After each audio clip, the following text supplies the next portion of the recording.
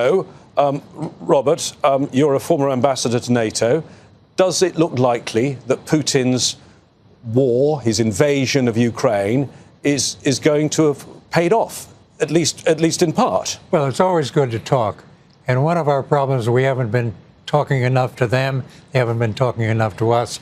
We need to recognize that Russia is not going to go away. For a number of years, going back under a couple of administrations of different parties, there's been a pretense that somehow Russia's going to disappear. We've got this war, but it's not the only thing there. There's going to need to be some coming to terms with the Russians of a future relationship, of which ending the war in Ukraine is going to be part of it. So Zelensky's going to have to give up some land.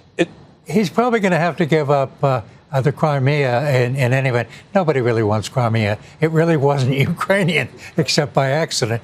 But the real way of working at this, and it's been clear for years, is that Ukraine gets sovereignty over all the territory, and then the areas which are Russian-speaking, Russian culture, get a lot of autonomy. That is possible, but it's going to take a while. It's not going to take place, as Trump says, between now and the inauguration. Matthew. It's not going to take place soon thereafter, but it's going to take place.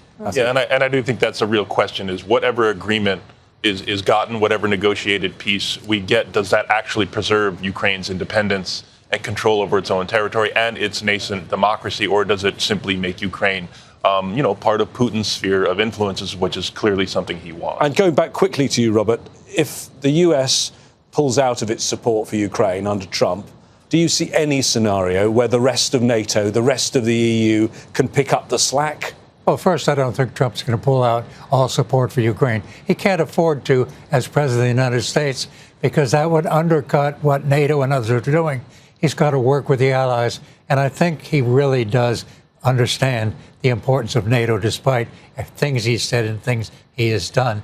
But there's going to need to be a recognition that Ukraine is really in between West and East, a thoroughly Western country, economically, politically, democracy, but a neutral country as between Russia and NATO.